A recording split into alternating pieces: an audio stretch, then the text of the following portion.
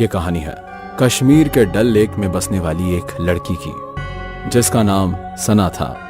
सना अपने माँ बाप की इकलौती औलाद थी और खुदा ने उसे हुस्न भी फुर्सत से नवाजा था। महज 17-18 साल की सना बला की खूबसूरती का जीती जागती मिसाल थी। डल लेक के किनारे रहते हर नौजवान का दिल सना के लिए धड़कता था। अक्सर सना के घर रिश्ते आते थे। ब्रदर, अरे ओ ब्रदर, अरे रफीक मियां, आप यहां? बताइए ब्रदर, कैसे खिदमत करूं आपकी? इन्हें देख रहे हो, ये हमारे बेटे हैं अयूब। भला इन्हें कौन नहीं जानता? वो तो है, मेरे बाद तो मेरा पूरा व्यापार इन्हीं का है। हमारे एक लौते बेटे जो है, और अयूब मियां चाहते हैं कि तुम्हारी बेटी सना उनकी बेगम बने। ये तो बहुत अच्छा ख्याल है। मेरी बेटी सना को अयूब से अच्छा शौहर कहां मिलेगा? मुझे तो इस रिश्ते से कोई एतराज नहीं है, लेकिन मियां एक बार अपनी सना बेटी से भी तो पूछ लो। सना के अब्बू ने सना की ओर देखा तो वो शर्मा के अंदर चली गई। शर्मा गई बेचारी। रफीक मियां, मेरी सना को 6 महीने और पढ़ना है, उसके बाद उसकी पढ़ाई खत्म हो जाएगी और हम तुरंत निकाह पढ़वा देंगे। ये भी मुनासिब है, तो ये तय रहा, हम इसी हफ्ते सना और अयूब की मंगनी करवा देते और 6-7 महीने बाद ब्याह हो जाएगा। वाजिब है। अरे सना की अम्मी, जरा मिठाई तो ले आओ। जी अभी लाई। सना का रिश्ता तय हो चुका था। घर में खुशी का माहौल था। माँ बाप की आंखों में सुकून था, जैसे उनका सपना पूरा हो गया हो। एक हफ्ते बाद अयूब और सना की मंगनी भी हो गई। मंगनी के कुछ दिनों बाद अयूब ने सना को अकेले जंगल में मिलने बुलाया। सना भी अयूब से मिलना चाहती थी, तो वो बिना किसी को बताए वहां चली गई। सना अयूब का इंतजार कर रही थी, लेकिन काफी देर हो गई। अयूब आया नहीं। सना ने वापस जाने का फैसला किया, लेकिन जैसे ही वो पलटी, उसकी नजर एक अनजान लड़के पर पड़ी। वो लड़का एक पेड़ के पास खड़ा था। सना उसे देखकर एक पल के लिए रुक गई। उसकी मुस्कान जैसे दिल को छू जाने वाली थी। उस मुस्कान में जादू था और सना उसकी दीवानी सी हो गई। मोहतरमा, सुनिए। उसकी एक आवाज सुनकर सना रुक गई। यहाँ इस सुनसान जंगल में आप क्या कर रही है? इस वक्त यहाँ आपका अकेले आना मुनासिब नहीं है। वो मैं किसी से मिलने आई थी, पर वो नहीं आए। कोई बात नहीं, अगर आपको एतराज ना हो तो मैं आपको आपके घर तक छोड़ देता हूँ, क्योंकि इस जंगल में कब क्या हो जाए आपको इसका इल्म नहीं है। सना ने हल्का सा मुस्कुराकर हाँ कर दिया और फरीद सना के साथ साथ चलने लगा। सना ने इतना खूबसूरत नौजवान अपनी जिंदगी में पहली बार देखा था। उसकी चौड़ी छाती, लंबा कद और निखरा हुआ रंग, सब कुछ बेमिसाल था। मेरा नाम फरीद है और मैं यहीं पास में रहता हूँ। अच्छा, वैसे आपका क्या नाम है? मेरा नाम सना है। रास्ते भर सना चुपचाप फरीद को देखती रही। उसकी नजर उस पर से हट ही नहीं रही थी। जैसे ही सना का गांव नजदीक आया, फरीद अचानक वहीं रुक गया। अच्छा, तो अब मैं चलता हूं। कभी मुझसे मिलने का मन करे तो मैं तुम्हें यहीं आसपास मिलूंगा। ठीक है। कुछ देर बाद सना अपने घर पहुंची और उसके दिलो दिमाग पर बस फरीद ही छाया था। उसका चेहरा उसकी आंखों के सामने बार बार घूम रहा था। उसके दिल और दिमाग में बस एक ही ख्याल था कि कहीं से एक बार फिर फरीद नजर आ जाए। और फिर सना का इंतजार खत्म हुआ। फरीद उसी जगह, उसी पेड़ के पास एक बार फिर नजर आया, जैसे वो उसी के लिए वहां खड़ा हो। अरे आप यहाँ वापस किसी से मिलने आए हो क्या? हाँ, आपसे। मुझसे? जी हाँ। उस दिन दोनों के बीच देर तक बातें होती रही। कब दिन ढल गया पता ही नहीं चला। हर लफ्ज के साथ सना फरीद के और करीब होती चली गई। इसके बाद दोनों अक्सर एक दूसरे से मिलने लगे। सना को उससे मोहब्बत हो गई थी और अब वो फरीद से निकाह करना चाहती थी। तुम्हारे घर वाले कहाँ हैं? मेरा इस दुनिया में कोई नहीं है। अम्मी अब्बा सब गुजर चुके हैं। लेकिन तुम्हारा अपना बोलने वाला तो कोई होगा ना? है, पर वो यहाँ से बहुत दूर रहता है। तो तुम्हारे निकाह की बात कौन करेगा? मैं और कौन? और तुम्हें लगता है कि मेरे अब्बू मान जाएंगे? उनके पास और कोई दूसरा रास्ता ही नहीं होगा। क्या मतलब? वक्त आने पर तुम्हें सब समझ आ जाएगा। कुछ महीने यूं ही बीत गए। अब सना और अयूब के निकाह में बस 1 महीना रह गया था और सना चाहती थी कि फरीद आकर उसके अब्बू से बात करे, पर फरीद न जाने किस मौके की तलाश में था। एक रात जंगल में एक उड़ती हुई परछाई दिखाई दी। ये काला साया किसी का पीछा कर रहा था और वो आदमी और कोई नहीं बल्कि सना का होने वाला शौहर अयूब था। उस काले साये ने अयूब पर छलांग मारी और उसकी गर्दन में अपना सारा जहर डाल दिया। अगली सुबह सना के घर वालों तक खबर पहुंची कि उनके होने वाले दामाद अयूब की किसी जहरीले जानवर के काटने से मौत हो गई। या खुदा, अब मैं क्या करूं? सारे बिरादरी वाले तो मेरी सना में ही को ढूंढेंगे। सब बोलने लगेंगे कि सना मनहूस है, शादी से पहले ही अपने शौहर को खा गई। अब इस लड़की से निकाह कौन करेगा? तभी दरवाजे पर फरीद ने दस्तक दी। फरीद को देखकर सना थोड़ी ठिठुर गई। जी जनाब, आप कौन? कैसे मिलना आपको? आपसे? बोलिए। चाचा जान, मैं फरीद हूं। जंगल के बीचों बीच मेरी कोठरी है। मेरे परिवार में बस मैं अकेला हूं। मेरे पास घर, जमीन, दौलत सब कुछ है सिवाय एक परिवार के। बेटा, मैं आपकी बात समझ नहीं पा रहा हूं। मैं आपकी बेटी सना से निकाह करना चाहता हूं। सना के अब्बू थोड़ी देर के लिए सोच में पड़ गए। एक तरफ घर में गम का माहौल था और दूसरी तरफ सना की खुशियां थी। उन्होंने बिना ज्यादा सोच विचार किए रिश्ते के लिए हामी भर दी। ठीक है बेटा, लेकिन हम तुम्हारा घर देखना चाहेंगे। सना के अब्बू को फरीद का घर बार पसंद आया और उन्होंने तुरंत ही रिश्ता कबूल कर लिया। उसी महीने सना और फरीद का निकाह हो गया। सना की खुशी का तो कोई ठिकाना नहीं था। उसे अपने सपनों का हमसफर मिल गया था। निकाह के बाद फरीद उसे अपने साथ अपनी पुरानी सी कोठरी में ले गया। पहली रात सना के लिए ख्वाब जैसी थी। अगली सुबह जब सना की नींद खुली तो उसने देखा कि पूरा घर साफ सुथरा था। रसोई से खाने की खुशबू आ रही थी। सना हैरान थी क्योंकि उसने तो कुछ भी नहीं किया था। अरे ये क्या, आपने मेरे उठने से पहले ही सारा काम कर दिया। हाँ, अकेले रहते रहते सब काम करने की आदत सी हो गई है। अब आप अकेले कहाँ हैं? मैं जो हूँ आपके साथ। अच्छा मेरी जान, तो आओ, फिर मुझसे इतनी दूरियां कैसी? अब बस भी कीजिए। फरीद ने सना को बाहों में उठा लिया और फिर कमरे में ले गया। कुछ दिन सब कुछ ठीक था, लेकिन अचानक सना ने एक बात महसूस करनी शुरू की। फरीद अक्सर रात के अंधेरों में गायब हो जाता था। एक रात सना की नींद अचानक खुली और उसने देखा फरीद उसके बगल में नहीं था। ये इतनी रात में कहाँ जाते हैं? सना ने धीरे से खिड़की का पर्दा हटाया और बाहर देखने लगी। बाहर देखने पर उसने जो देखा उससे उसकी रूह कांप उठी। चांद की रोशनी में एक पंख वाले जिन की परछाई साफ साफ दिखाई दे रही थी। सना की चीख सुनकर फरीद भागता हुआ दूसरे दरवाजे से अंदर आ गया। क्या हुआ? वो वहाँ कोई है।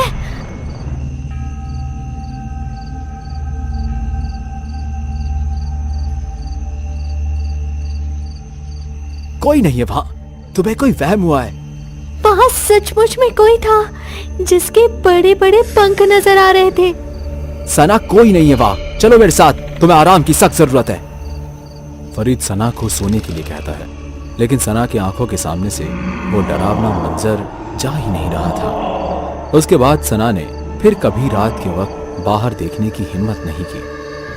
फिर एक दिन सना की तबीयत अचानक खराब हो गई। बुखार, कमजोरी और बेचैनी ने उसे जकड़ लिया। तभी उसी वक्त सना की माँ उसे देखने के लिए उसके घर आ पहुंची। अरे सना बेटी, आराम से। सना की माँ ने उसका हाथ थामा और उसकी जांच की और फिर एक हल्की सी मुस्कुराहट के साथ बोली, तबीयत तो थोड़ी कमजोर है पर सब कुछ एकदम ठीक है।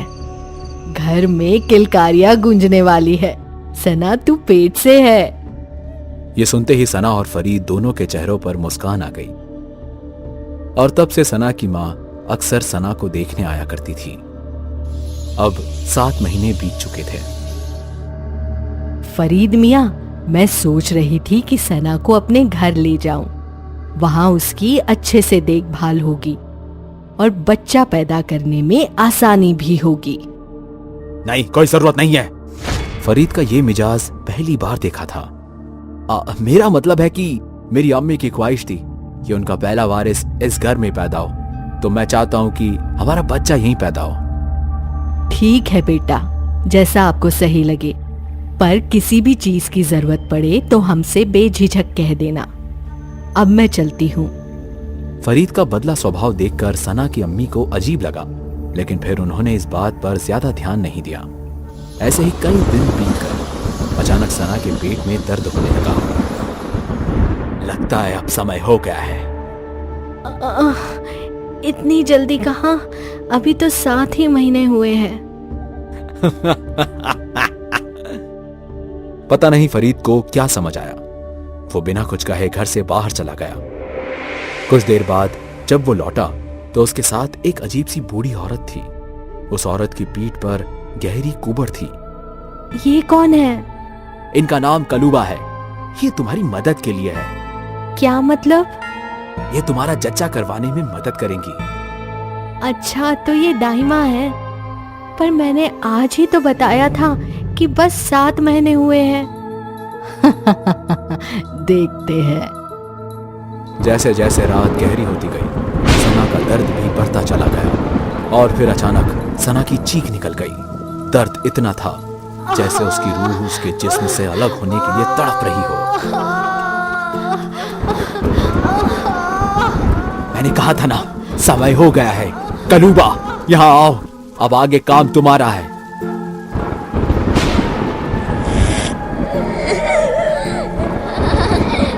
उस रात सना ने एक बेटी को जन्म दिया, लेकिन अजीब बात यह थी, बच्ची की नाभि में नाल ही नहीं थी। ये कैसे मुमकिन है? मुमकिन है। कलूबा ने बच्ची को काले कपड़े में लपेटकर फरीद के हाथ में थमा दिया और उसी वक्त फरीद एक इफरित में बदल गया। आंखों में लाल शोले और चेहरे पर शैतानी मुस्कान। ये देखकर सना की रूह तक कांप उठी। तुम कौन हो? क्या किया तुमने मेरे शौहर के साथ? मैं ही तुम्हारा फरीद हूँ, तुम्हारी बेटी का बाप। और बच्ची के पीठ से धीरे धीरे 2 काले पंख निकल आए और आंखें लाल लाल हो गई। शैतान! तुम शैतान हो फरीद। तुमने मुझे धोखा दिया, मेरे साथ रिश्ता बनाकर अपनी औलाद पैदा की, मुझे सरिया बनाया। हाँ, बिल्कुल सही। मैं तुम्हें जिंदा नहीं छोड़ूंगी। सना ने इफरित को मारने के लिए उस पर जलता हुआ चिराग फेंका, पर आग का इफरित पर कोई असर नहीं हुआ। इफरित ने सना को अपनी बाहों में खींचा और फिर अपने तेज नुकीले दांत उसकी गर्दन में उतार दिए। सना की चीख अंधेरों में गूंज उठी। वो तड़पती रही, चिल्लाती रही और धीरे धीरे उसकी सांस रुक गई। मुझे मेरी औलाद मिल गई। शुक्रिया कलूबा। अब मेरी औलाद इंसानियत को मिटाने में मेरी मदद करेगी।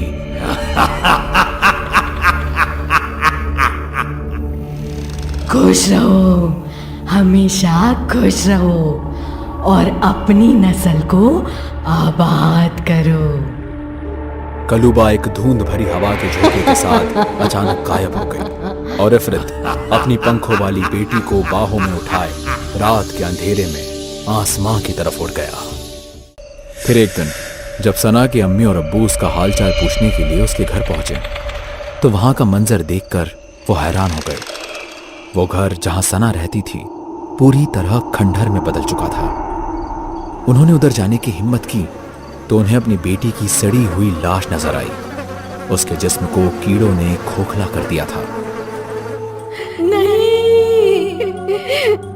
या अल्लाह, ये क्या हो गया है मेरी बच्ची को? या अल्लाह!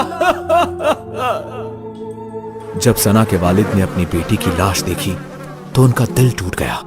उन्हें अपने किए पर पश्चाताप हो रहा था। मुझे एक अनजान आदमी से उसकी शादी नहीं करवानी चाहिए थी। सना मेरी बेटी। सना! शांत हो जाइए भाईजान, इसमें आपकी कोई गलती नहीं है। पता नहीं उस बच्ची की किस्मत में क्या लिखा था। सना के अब्बू और अम्मी दोनों का रो रो कर बुरा हाल हो चुका था। सना की मां तो सदमे में जा चुकी थी। उनकी हालत बेहतर करने के लिए सना के रिश्तेदारों ने एक हाफिज को बुलवाया और हाफिज को पूरा वाकया बताया। उन्होंने सना की अम्मी पर कुछ दुआएं पढ़ी और फिर सना के अब्बू के पास गए। यह कोई आम कत्ल का मामला नहीं है, क्या आप मुझे जहां सना की लाश मिली थी वहां ले जा सकते हैं? जी हां। हाफिज साहब जब सना के अब्बू के साथ उसके घर पहुंचे तो वहां कदम रखते ही हाफिज साहब को कोई नापाक इल्म महसूस हुआ। वो अंदर गए और अपनी आंखें बंद कर ली। सना के साथ जो कुछ भी हुआ वो उन्हें दिखाई दे रहा था।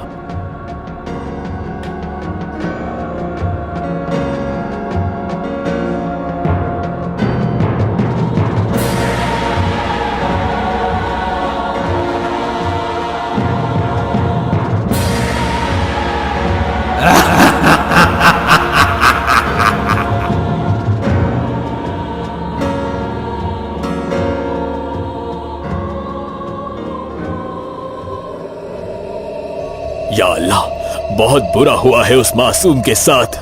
तुम्हारी बेटी इफरित से शादी कर बैठी थी और उस इफरित ने तुम्हारे होने वाले दामाद का कत्ल किया था और अपना मकसद पूरा करते ही उसने सना को भी खत्म कर दिया। इफरित? और कैसा मकसद? इफरित एक ऐसा जिन्न है जो अपनी नस्ल को आगे बढ़ाने के लिए इंसानों के साथ खूनी खेल खेलता है। उसने अपनी नस्ल पैदा करने के लिए सना का इस्तेमाल किया। आपका दामाद फरीद कोई इंसान नहीं था, बल्कि वो शैतान का बेटा इफरित था। या अल्लाह, ये मुझसे क्या गलती हो गई? मैंने अपनी बेटी का निकाह एक इफरित से कर दिया। अल्लाह। हाफिज जी की बात सुनकर सना के अब्बू के होश उड़ गए। उन्होंने इफरित के बारे में जो कुछ भी सुना था वो बहुत ही डरावना था। अब हमें उस इफरित को जल्द से जल्द ढूंढकर उसके साथ उसकी औलाद को भी खत्म करना होगा। इसके अलावा और कोई रास्ता नहीं। पता लगाओ यहां आसपास के इलाके में पिछले कुछ हफ्तों में कितने घरों में नए बच्चे पैदा हुए हैं। हाफिज ने कुछ और लोगों को हिदायत दी कि उन्हें आसपास के जंगलों में घूमकर एक नवजात बच्ची को ढूंढकर मारना है और साथ ही उसके साथ रहने वाले आदमी को भी। हम कैसे पहचानेंगे कि वो इफरित है या किसी इंसान की औलाद? जब तुम उस बच्ची के कान में अल्लाह का नाम लोगे तो वो बच्ची तड़प कर चीखने लगेगी। वही होगा सबसे बड़ा सबूत कि वो इंसान नहीं, इफरित की औलाद है। ठीक है। शैतान की नस्ल को रोकने का सिर्फ यही एक रास्ता है, वरना अगर ये लड़की बड़ी हो गई तो इंसानों को जिंदा ही चबा जाएगी। फिर ना तो कोई गांव बचेगा ना ही इंसानियत। वहां खड़े सारे लोग इस बात से सहमत थे। सना के अब्बू भी उनके साथ निकल गए। पहाड़ों में आबादी कम थी, इसलिए नए पैदा हुए बच्चे भी गिनती के ही थे। हाफिज के लोग हर वादी, हर बस्ती में घूमने लगे और जहां भी उन्हें कोई नवजात बच्चा दिखता वो उसके कान में अल्लाह का नाम कहते। आखिरकार सना के अब्बू को पता चला कि पास के गांव में एक मुसाफिर आया है। उसके पास एक नवजात बच्चा भी है। सना के अब्बू और हाफिज खुद उस बच्चे को मारने के लिए गए।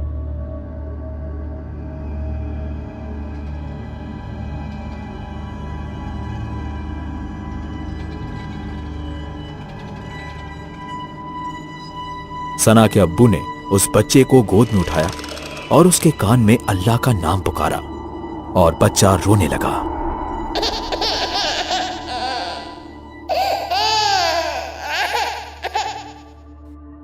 जरूर यही वो बच्चा है। हाँ। तभी वहां वो मुसाफिर आ गया और बच्चे को छीनने लगा। मुझे मेरा बच्चा लौटा दो। नहीं। वो मुसाफिर गुस्से में आ गया और उसने सना के अब्बू को जोर से धक्का मारा। सना के अब्बू फिर से बच्चा छीनने के लिए झपटे तो उस मुसाफिर का चेहरा बदलने लगा और देखते ही देखते वो एक भयानक इफरित के रूप में बदल गया। ए बुड्ढे, मेरी बेटी से दूर हो जा वरना जान से खत्म कर दूंगा। इफरित को देखकर सना के अब्बू पीछे हट गए और हाफिज साहब अपनी दुआ पढ़ने लगे। ला इलाहा इल्लल्लाह मुहम्मदुर रसूलुल्लाह, ला इलाहा इल्लल्लाह मुहम्मदुर रसूलुल्लाह। इफरित पूरी दुआ उल्टी पढ़ने लगा।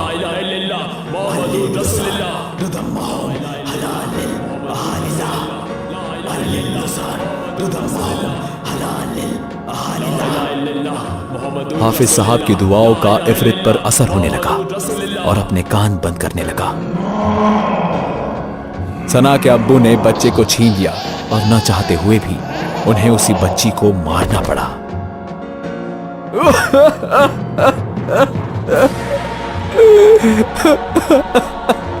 हाफिज साहब की दुआएं सुनकर इफरित वहां से भाग निकला। ला इलाहा इल्लल्लाह मुहम्मदुर रसूलुल्लाह। तुम सबको इसका अंजाम भुगतना होगा।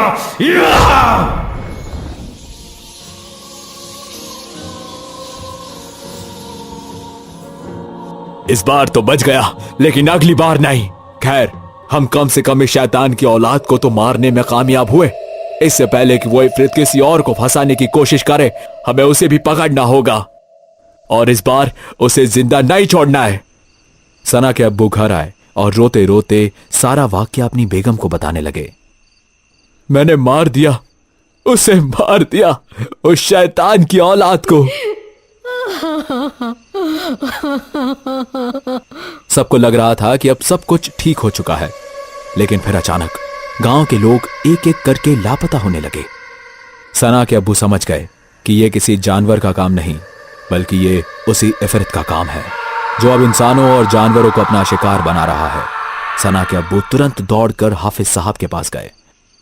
हाफिज साहब, लगता है वो वापस आ गया है। इफरित? जी हाँ, ये तीसरी मर्तबा है कि इस गांव में आधी खाई हुई कुत्तों की लाश मिली है। ये जरूर उसी इफरित का काम होगा। क्या? कुत्तों की लाशें? जी हाँ, यकीनन वो इफरित ही होगा जो ऐसा काम कर सकता है। नहीं, ये उसका काम नहीं। बड़े इफरित सिर्फ इंसानों को अपना शिकार बनाते हैं। यह किसी इफरित की औलाद का काम है, यानी कि इफरित से पैदा हुए बच्चे का काम है। क्या मतलब?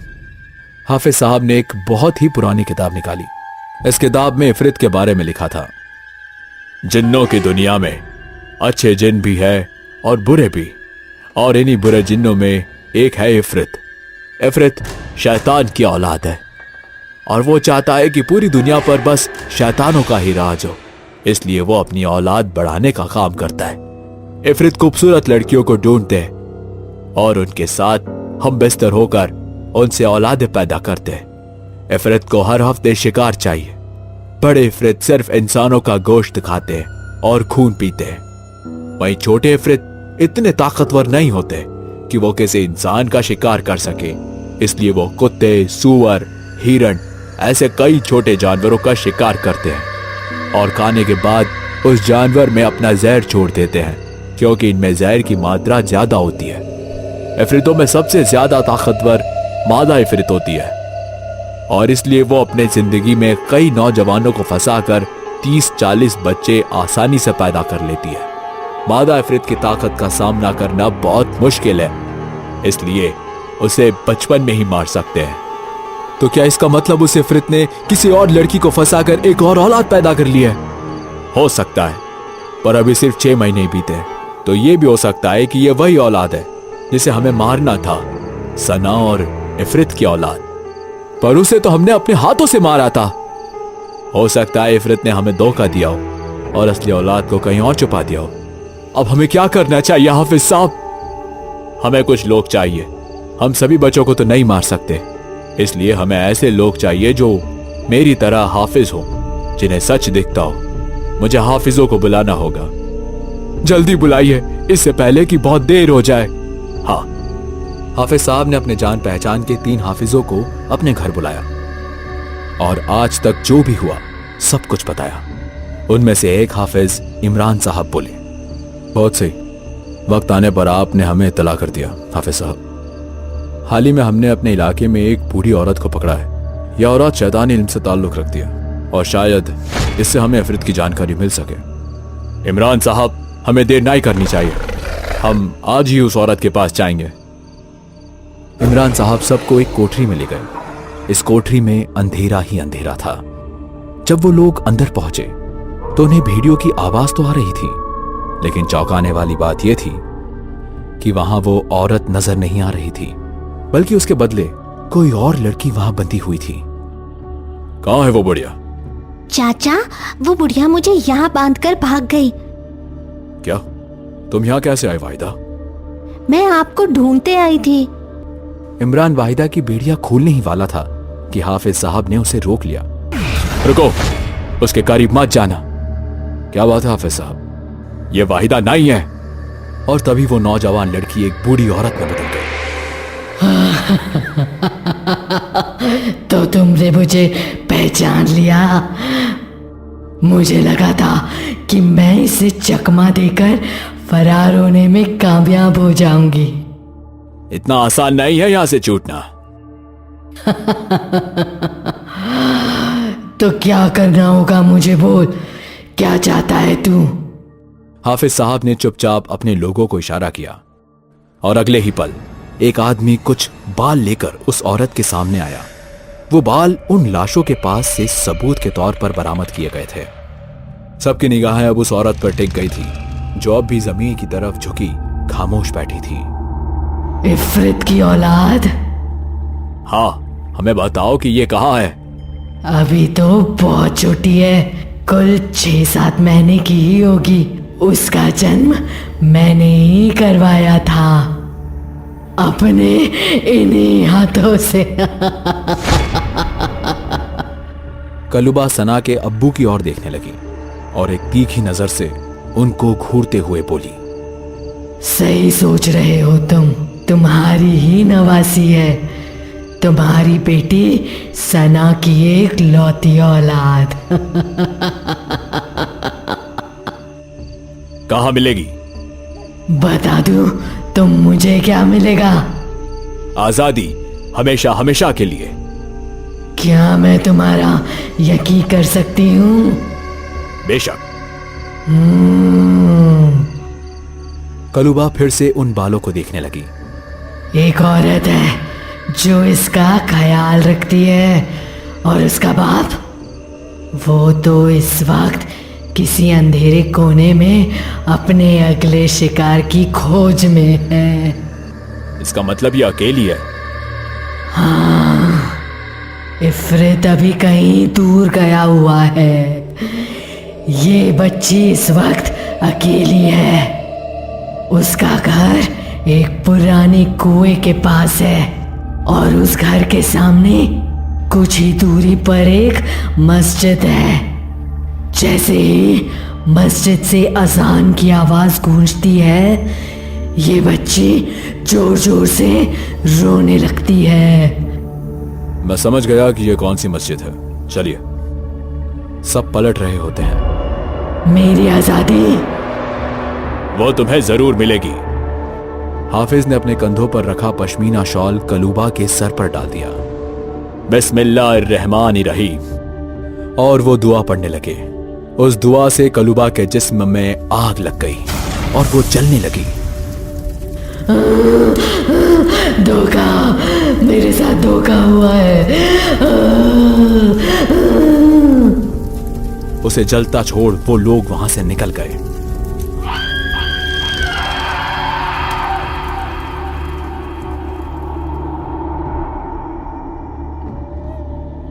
उसके बाद बिना देर किए चारों हाफिज और सना के अब्बू कुएं वाली मस्जिद के पास पहुंचे। यहां तो कहीं घर है। अब वो बच्ची कहां है? हम ये कैसे ढूंढेंगे? आजान से। वो बच्ची आजान सुनकर जोर जोर से रोती है। आजान होने वाली है, तब तक हमें यही रोकना होगा। हाँ। और जैसे ही आजान हुई, वैसे ही पास वाले घर से एक बच्ची के जोर जोर से चीखने की आवाज सुनाई दी। यहां, इस तरफ, यकीनन यही वो बच्ची है। वो लोग अंदर पहुंचे तो एक औरत एक छोटे से बच्चे को सहला रही थी। कौन हो तुम लोग, और यहाँ मुंह उठाकर कैसे चले आए? वो बच्ची हमें थे। तो तुम में से जो पहले आना चाहता है वो आगे आए और बच्ची को मुझसे ले जाए। लगता है तुम ऐसे नहीं मानोगी। रुक जाओ, ये औरत भी इंसान नहीं है। ला इलाहा इल्लल्लाह मुहम्मदुर रसूलुल्लाह, ला इलाहा इल्लल्लाह मुहम्मदुर रसूलुल्लाह।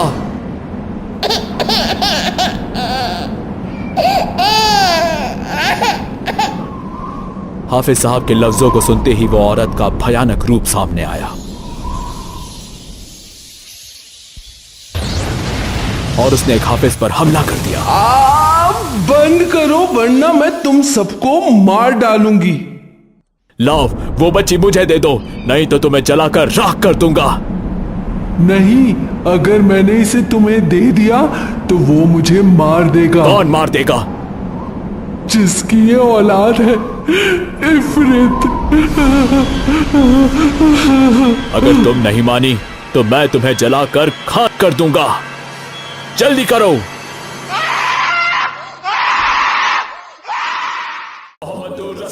हाफिज साहब लगातार उस पे दुआ पढ़ रहे थे।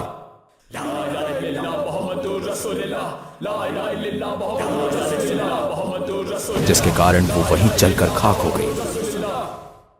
अब बारी थी उस बच्ची की, जो सिर्फ 7 महीने की होने के बावजूद एक खूंखार जानवर की तरह चिल्ला रही थी।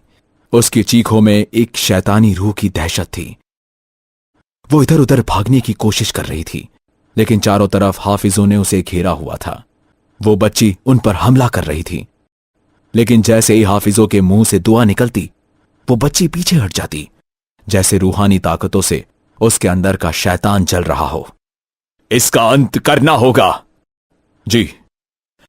हाफिज साहब के कहने पर इमरान साहब कुरान पाक ले आए और जमीन पर एक रिहाल रखकर उस पे कुरान रख दिया।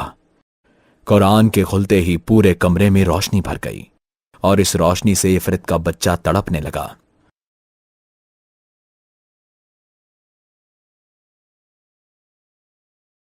और देखते ही देखते वो इफरित का बच्चा कमजोर हो गया और बेहोश होकर नीचे गिर गया।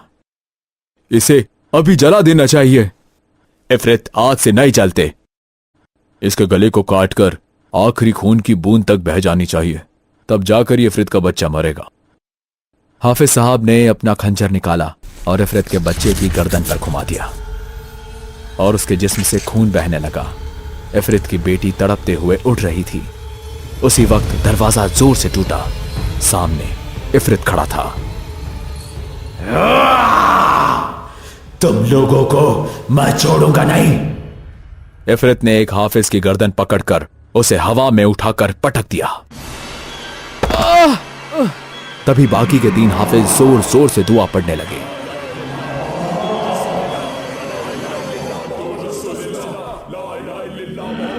वो दुआएं सुनकर इफरित कमजोर होने लगा। उसने दूसरे हाफिज को भी एक तरफ फेंक दिया और अपने कान बंद करने लगा। बंद करो, ये सब बंद करो।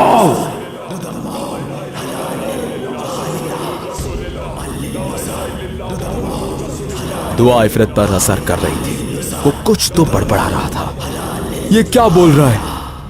ये दुआ उल्टी पड़ रहा है ताकि इस पर हमारी दुआओं का असर ना हो।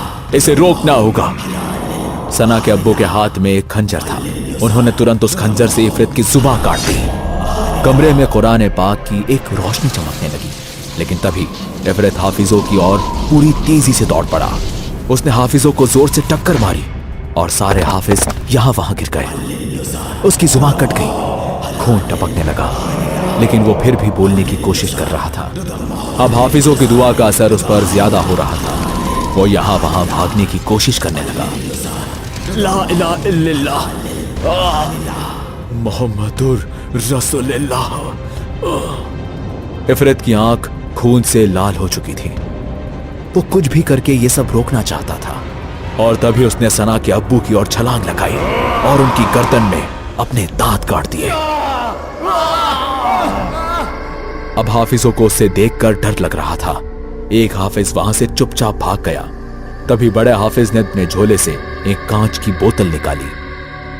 ये जमजम का पानी है इफरित, तू इससे कैसे बच पाएगा? हाफिज ने वो पानी इफरित पर छिड़का तो वो किसी एसिड की तरह जलने लगा। मेरा इंतकाम अभी पूरा नहीं हुआ है, मैं इतनी जल्दी नहीं मर सकता। हाफिज ने वो जमजम का पानी इफरित के ऊपर छिड़का, जिससे इफरित का गुस्सा आसमां छू गया और घूमकर हाफिज पर झपट पड़ा। लेकिन हाफिज साहब ने बिना देर किए अपने तिलिस्मी खंजर निकाली और एक ही वार में इफरित की गर्दन उसके जिस्म से अलग कर दी। पर अभी भी उसकी चीख चारों तरफ गूंज रही थी। फिलहाल ये बेजान हो चुका है, लेकिन जैसे ही इसके मुंह खून लगेगा ये फिर से जिंदा हो जाएगा। इसे पूरी तरह खत्म करने का एक ही रास्ता है, एक खाली ताबूत ले लो। दूसरा हाफिज बाहर जाकर एक लकड़ी का बड़ा सा ताबूत ले आया। तीनों हाफिजों ने मिलकर इफरित का जिस्म और उसका सर उस ताबूत में डाल दिया। इफरित का सर अभी भी चीखें लगा रहा था। हाफिजों ने ताबूत को बंद कर दिया। अब इसका क्या करें? इसे मदीने ले जाना होगा। पर कैसे? ये बहुत खतरनाक होगा। हमारे पास और कोई रास्ता नहीं है। हम समुंदर के रास्ते जाएंगे। ठीक है। हाफिजों ने जाने से पहले इफरित की बेटी का शरीर जलाकर खाक कर दिया। और उसी दिन तीनों ताबूत को लेकर एक जहाज पर पहुंचे।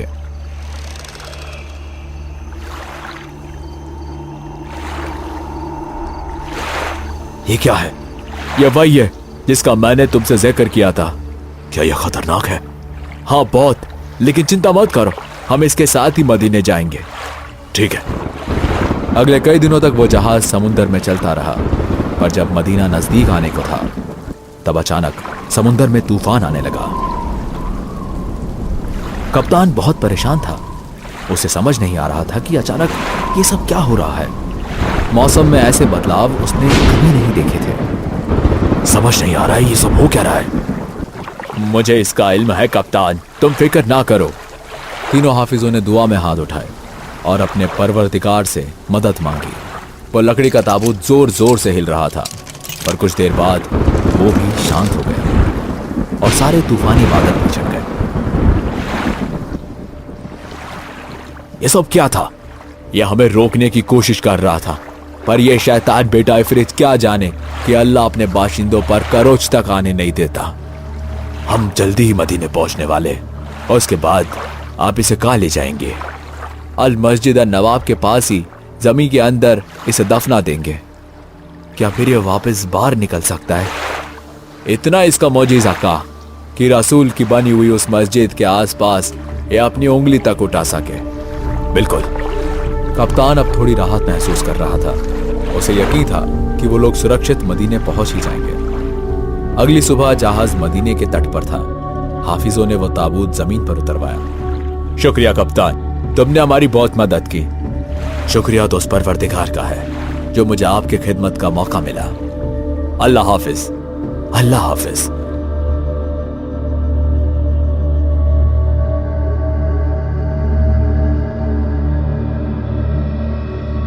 वो अपनी मंजिल तक पहुंच गए थे। वहां एक खाली गुफा थी जहां उन्हें इस ताबूत को दफन करना था।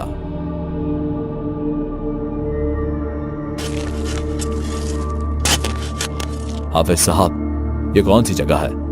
अल मस्जिद अल नवाब के पीछे की ओर। तो इसे यहीं छोड़ दिया जाए या कुछ और करने की जरूरत है? हमारा काम पूरा हो चुका है। अब आगे जो कुछ भी होगा वो अल्लाह के हुक्म से होगा। हाफिज साहब ने गहरी सांस लेते हुए कहा, इस गुफा से निकलते वक्त कोई भी पीछे मुड़कर मत देखना। बस दारूद शरीफ पढ़ते पढ़ते बाहर निकल जाना। जी बिल्कुल। हाफिजों ने वो ताबूत वहीं छोड़ दिया और दारूद शरीफ पढ़ते पढ़ते चलने लगे। वहां पीछे ताबूत में आग लग गई। पीछे मत मुड़ना। गुफा आग की रोशनी से चमक रही थी। हाफिजों के चेहरे पर बेचैनी साफ दिख रही थी। डर था कि कहीं आग उन तक ना आ जाए, लेकिन उनका भरोसा सिर्फ अल्लाह पर था। अंदर से इफरित की चीखें और भी ज्यादा भयानक होती जा रही थी। हाफिज जल्दी से गुफा से बाहर निकल आए और फिर भारी पत्थरों से उस गुफा का दरवाजा हमेशा के लिए बंद कर दिया, ताकि अंधेरों का वो राज कभी दोबारा रोशनी ना देख सके। तुम लोगों ने बड़ी बहादुरी से इस इफरित की औलाद को ठिकाने लगाया है। उम्मीद है ये सब अब खत्म हो चुका है। हाँ, फिलहाल तो सब कुछ खत्म हो चुका है, लेकिन अगर किसी ने दोबारा इफरित को जिंदा करने या उसकी नस्ल को फिर से बढ़ाने की जरूरत की, तो वो दिन इंसानियत के लिए आखिरी होगा। तब ना सिर्फ डर लौट आएगा, बल्कि शायद पूरी दुनिया इफरित के अंधेरे में डूब जाए। हम लोग वापस जाकर हर वो किताब खत्म कर देंगे जिसमें इफरित की जानकारी होगी। यही सही रहेगा। कुछ दिन बाद जब हाफिज कश्मीर वापस लौटे तो उन्होंने हर वो किताब, हर वो पर्चा जो इफरित के बारे में था, ढूंढ ढूंढ कर एक जगह इकट्ठा किया और फिर बिना किसी देर किए उन्हें आग के हवाले कर दिया, ताकि दोबारा कभी भी वो शैतान इल्म दुनिया में जिंदा ना हो सके। हेलो दोस्तों, अगर आपको ये वीडियो पसंद आई हो तो इसे लाइक और शेयर करें। ऐसी ही वीडियोस देखने के लिए हमारे इस चैनल को सब्सक्राइब करें। तो मिलते हैं अगली वीडियो में, तब तक के लिए नमस्कार।